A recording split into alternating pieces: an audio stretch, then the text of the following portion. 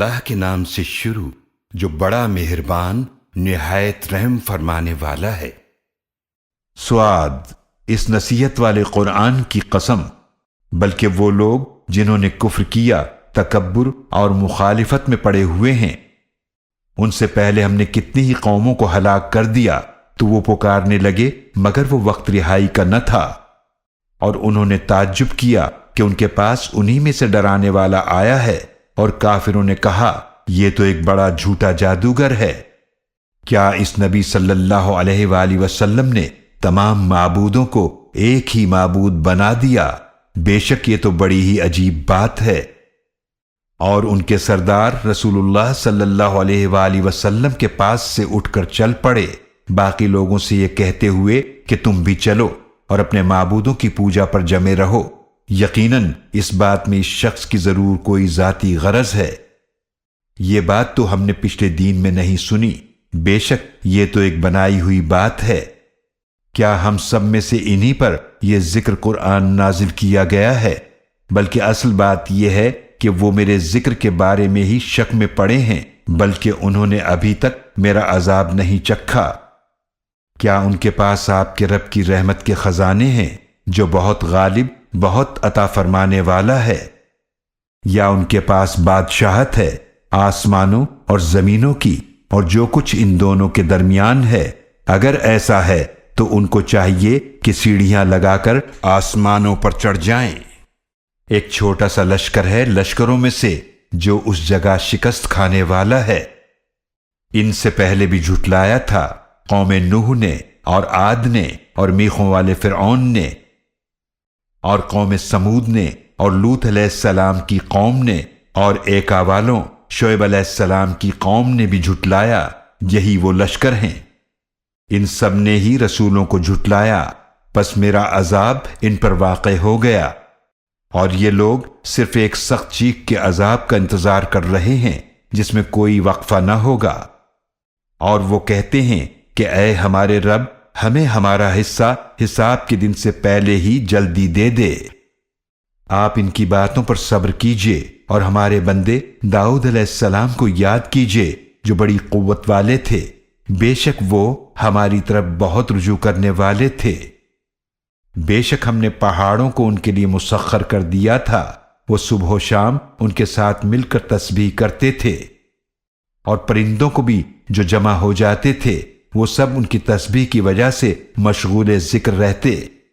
اور ہم نے ان کی سلطنت کو مضبوط کیا اور ان کو حکمت عطا فرمائی اور فیصلہ کن بات کہنے کی صلاحیت عطا فرمائی۔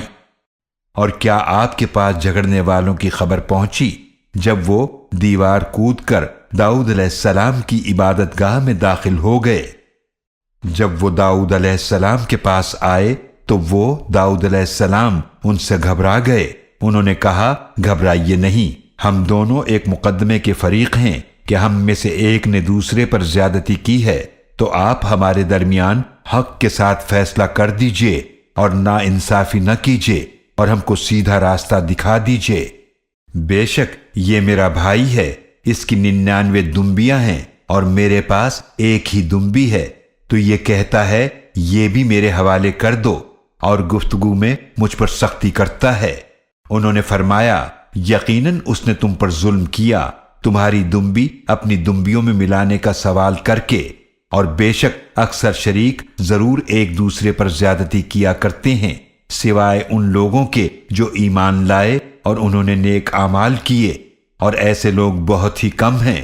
اور داؤد علیہ السلام کو خیال آیا کہ اس مقدمے سے ہم نے ان کی آزمائش کی ہے، تو انہوں نے اپنے رب سے بخشش مانگی اور عاجزی کرتے ہوئے جھک گئے، اور انہوں نے اللہ کی طرف رجوع کیا، تو ہم نے ان کی اس بات کو معاف فرما دیا، اور بے شک ان کے لیے ہمارے پاس ضرور بڑا قرب ہے اور اچھا ٹھکانہ ہے۔ ہم نے فرمایا اے داؤد، بے شک ہم نے آپ کو زمین میں اپنا نائب بنایا ہے، تو آپ لوگوں کے درمیان حق کے ساتھ فیصلہ کیجئے اور خواہش کی پیروی نہ کیجئے، تو وہ آپ کو اللہ کے راستے سے بھٹکا دے گی۔ بے شک جو اللہ کے راستے سے بھٹک جاتے ہیں ان کے لیے سخت عذاب ہے، اس لیے کہ وہ حساب کے دن کو بھول گئے۔ اور ہم نے آسمان و زمین اور جو کچھ ان کے درمیان ہے اسے بیکار پیدا نہیں کیا، یہ تو صرف کافروں کا خیال ہے، تو کافروں کے لیے جہنم کی آگ سے تباہی ہے۔ کیا ہم کر دیں گے ان لوگوں کو جو ایمان لائے اور انہوں نے نیک اعمال کیے ان کی طرح جو زمین میں فساد کرنے والے ہیں؟ کیا ہم پرہیزگاروں کو برے لوگوں جیسا کر دیں گے؟ یہ کتاب جو ہم نے آپ پر نازل فرمائی ہے بہت بابرکت ہے، تاکہ لوگ اس کی آیتوں میں غور کریں اور تاکہ عقل مند لوگ اس سے نصیحت حاصل کریں۔ اور ہم نے داؤد علیہ السلام کو سلیمان علیہ السلام عطا فرمائے، وہ کتنے اچھے بندے تھے، بے شک وہ بہت رجوع کرنے والے تھے۔ جب شام کے وقت ان کے سامنے پیش کیے گئے عمدہ نسل کے تیز رفتار گھوڑے تو سلیمان علیہ السلام نے فرمایا، بے شک میں پسند کرتا ہوں مال گھوڑوں کی محبت کو اپنے رب کی یاد کے لیے، یہاں تک کہ گھوڑے پردے میں چھپ گئے۔ پھر فرمایا، ان گھوڑوں کو میرے پاس واپس لاؤ، تو انہوں نے ان کی پنڈلیوں اور گردنوں پر ہاتھ پھیرنا شروع کر دیا۔ اور یقیناً ہم نے سلیمان علیہ السلام کی آزمائش فرمائی اور ان کے تخت پر ایک جسم ڈال دیا، پھر انہوں نے اللہ کی طرف رجوع کیا۔ انہوں نے عرض کیا، اے میرے رب مجھے بخش دے اور مجھے ایسی بادشاہت عطا فرما کہ میرے بعد کسی کو میسر نہ ہو، بے شک تو ہی بہت عطا فرمانے والا ہے۔ تو ہم نے ہوا کو ان کے لیے مسخر کر دیا، وہ ان کے حکم سے نرمی سے چلتی تھی جہاں بھی وہ پہنچنا چاہتے، اور شیاطین جنات کو بھی قابو میں کر دیا، وہ سب عمارتیں بنانے والے اور قیمتی پتھروں کے لیے غوطہ لگانے والے تھے، اور دوسرے بھی جو زنجیروں میں جکڑے ہوئے تھے۔ یہ ہماری عطا ہے، پس آپ چاہیں کسی پر احسان کریں یا اپنے پاس رکھیں، کوئی حساب نہیں، اور بے شک ان کے لیے ہمارے پاس بڑا قرب ہے اور اچھا ٹھکانہ ہے۔ اور ہمارے بندے ایوب علیہ السلام کو یاد کیجئے جب انہوں نے اپنے رب کو پکارا کہ یقیناً شیطان نے مجھے بڑی اذیت اور تکلیف پہنچائی ہے۔ ہم نے ایوب علیہ السلام سے فرمایا، اپنا پاؤں زمین پر ماریے، یہ نہانے اور پینے کے لیے پانی کا ٹھنڈا چشمہ ہے۔ اور ہم نے انہیں ان کے گھر والے عطا فرمائے اور ان کے برابر اور بھی ایوب علیہ السلام کو عطا فرما دیے، اپنی طرف سے رحمت کے طور پر اور عقل مندوں کے لیے نصیحت کے طور پر۔ اور ہم نے فرمایا، اپنے ہاتھ میں جھاڑو لیجئے اور اس سے ماریے اور قسم نہ توڑیے، بے شک ہم نے انہیں صبر کرنے والا پایا، وہ کتنے اچھے بندے تھے، بے شک وہ بہت رجوع کرنے والے تھے۔ اور ہمارے بندوں کو یاد کیجئے، ابراہیم اور اسحاق اور یعقوب علیہم السلام کو جو بڑی قوت والے اور بصیرت رکھنے والے تھے۔ بے شک ہم نے انہیں چن لیا تھا ان کی ایک امتیازی صفت کے ساتھ جو آخرت کے گھر کی یاد ہے، اور یقیناً وہ ہمارے نزدیک چنے ہوئے بہترین لوگوں میں سے تھے۔ اور یاد کیجئے اسماعیل علیہ السلام کو اور الیسع علیہ السلام کو اور ذوالکفل علیہ السلام کو، اور یہ سب بہترین لوگوں میں سے ہیں۔ یہ نصیحت ہے اور بے شک پرہیزگاروں کے لیے ضرور اچھا ٹھکانہ ہے۔ ہمیشہ رہنے کے باغات ہیں جن کے دروازے ان کے لیے کھلے ہوں گے، وہ ان میں تکیہ لگائے بیٹھے ہوں گے، وہ ان میں بہت سے پھل اور مشروب طلب کریں گے، اور ان کے پاس نیچی نگاہ والی ہم عمر عورتیں ہوں گی۔ یہی ہے جس کا تم سے وعدہ کیا جاتا ہے حساب کے دن کے لیے، بے شک یہ ہمارا رزق ہے جو کبھی ختم نہیں ہوگا۔ یہ پرہیزگاروں کا انجام تھا اور سرکشوں کے لیے بہت ہی برا ٹھکانہ ہوگا۔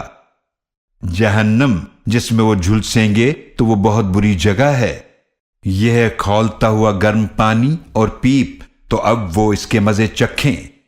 اور اسی شکل کے اور بھی طرح طرح کے عذاب ہوں گے۔ یہ ایک قوم ہے جو تمہارے ساتھ آگ میں جانے والی ہے، ان کے لیے کوئی خوشی نہ ہوگی، بے شک یہ آگ میں جھلسنے والے ہیں۔ وہ کہیں گے، بلکہ تم ہی ہو کہ تمہارے لیے کوئی خوشی نہیں، تم ہی تو یہ انجام ہمارے سامنے لائے ہو، تو وہ بہت برا ٹھکانہ ہے۔ وہ کہیں گے، اے ہمارے رب جو اس عذاب کو ہمارے سامنے لایا، تو اسے آگ میں دگنا عذاب دے۔ اور وہ کہیں گے، ہمیں کیا ہوا ہے، ہم ان لوگوں کو نہیں دیکھ رہے جنہیں ہم برے لوگوں میں شمار کرتے تھے؟ کیا ہم نے یوں ہی ان کا مذاق بنائے رکھا یا ہماری آنکھیں ان سے پھر گئیں؟ بے شک یہ اہل جہنم کا آپس میں جھگڑنا ضرور حق ہے۔ آپ صلی اللہ علیہ وآلہ وسلم فرما دیجئے، میں تو صرف ڈرانے والا ہوں، اور اللہ کے سوا کوئی معبود نہیں جو ایک ہے، سب پر غالب ہے۔ وہی رب ہے آسمانوں اور زمینوں کا اور جو کچھ ان کے درمیان ہے، بہت غالب، بہت بخشنے والا ہے۔ آپ صلی اللہ علیہ وآلہ وسلم فرما دیجئے کہ یہ بہت بڑی خبر ہے، تم اس سے منہ موڑتے ہو۔